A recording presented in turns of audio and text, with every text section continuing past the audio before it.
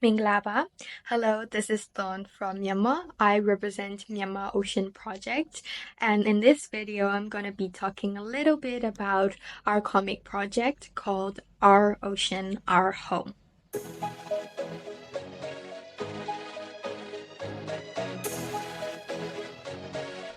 So our comic series is about a little Myanmar girl called Tazin traveling the country and learning about the ocean and the marine animals. She is a bright and enthusiastic little young explorer with a genuine curiosity for the ocean and its magnificent creatures.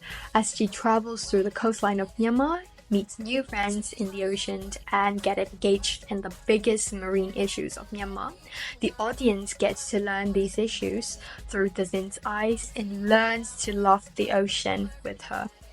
So far, we have publicly published 6 stories in 4 different languages: Myanmar, English, Rakhine, and Mon. The latter two are some of the ethnic languages used in the coastal areas of Myanmar. These stories are on the conservation topics of marine parks, sea turtles, dolphins, whale sharks, manta rays, and ghost gear. Our Ocean, Our Home comic project aims to educate and engage audiences in marine conservation efforts through an interactive, visually captivating, and educational comic series. By weaving together engaging storytelling, scientific facts, and stunning artwork by our local artists, our project seeks to raise awareness about the importance of preserving marine ecosystems and the need for collective action. So far, our stories have reached around 50,000 people across all social media platforms, particularly Facebook. Sample printed physical books have been donated in the Wajina in Kachin State and in the Gaing region to engage with children. And we're so glad to have some positive feedback for our work.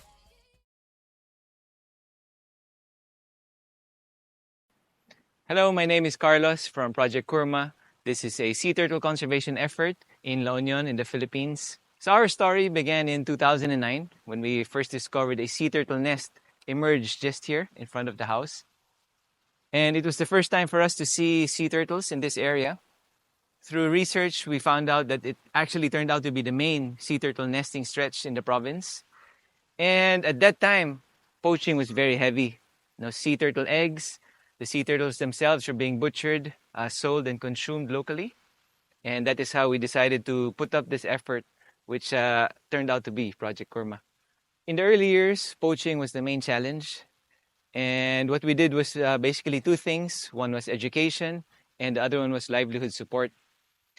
Poaching was done by the local fisher folks. And the main reason was basically financial. Fisher folks earn very little. And the sea turtles was just another way to put food on the table. So through educating them and showing them the importance of sea turtles, especially to their livelihood, and also providing livelihood support for them, we managed to turn former poachers into the protectors of sea turtles. So nowadays, 98% of the sea turtle patrollers are former poachers. Poaching in the province, we were able to stop this in 2014, just 4 years after we, got the program going. By working with the local community, this comprised our fisher folk, we were able to create this sustainable model of conservation for sea turtles. So far, since the beginning of the program, we have successfully released over 35,000 sea turtle hatchlings into the ocean. We have worked and helped 45,000 plus fisher folk. These are the locals in our communities. And we have also been able to activate over 50,000 volunteers, in various different programs. So it has become sort of like a community or a province-wide effort. And at the moment, we're actually embarking on a journey to make it a national effort. We can take inspiration from the sea turtles that if, as individuals, we make the right choices, and then by working together and, coming together as a community, then we can achieve amazing things just as sea turtles do.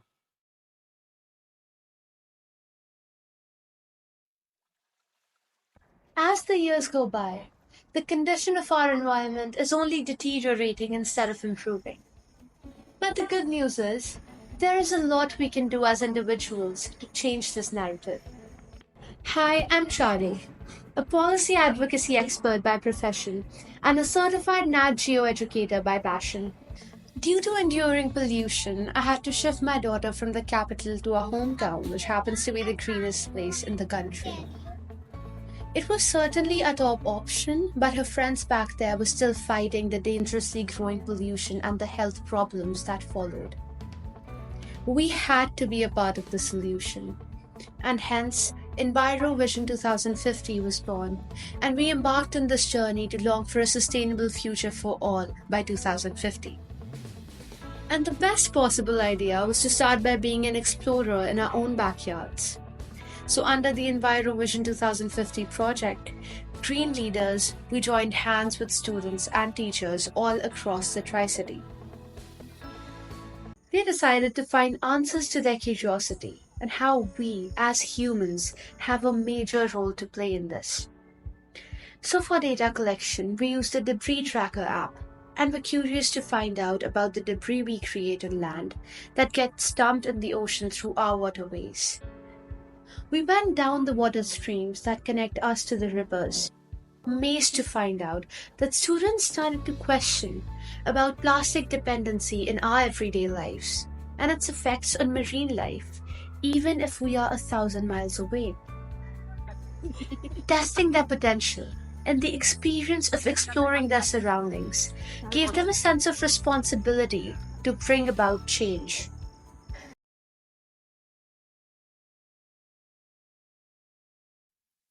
Hi, my name is Nazirul, and I am a program manager at Reef Check Malaysia. Reef Check Malaysia is a local non-profit organization where we create impact by partnering with local communities, government agencies, and the private sector to protect and conserve marine ecosystems.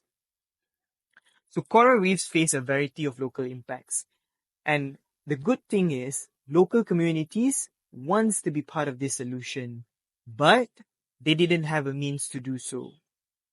This is because marine resource management in Malaysia is a top-down system with very little input from local communities. So, Cintai Kepulauan Mersing, which directly translates as Love the Mersing Islands, was started to address this issue through co-management approach. The project seeks to empower local communities with the skills and provide a platform for them to be able to be involved in conservation and management efforts. So what do? So we conduct education programs with local communities and in schools to raise awareness and foster understanding of marine ecosystems and their importance. We also implement greenfins programs with snorkeling and diving industry to promote best practice in responsible marine tourism. This is all to minimize or eliminate their business impacts on coral reefs. Other than that, we also provide knowledge and skills transfer training to groups of local youth. So we give them scuba diving license, we taught them coral rehabilitation techniques, and we also show them how to install marine buoys. So these trainings enable them to actively participate in conservation and management efforts around their islands. As compared to when we first started 3 years ago, we've seen more and more people are interested in the projects. From young kids to adults, men and women from different age groups all participate in the projects.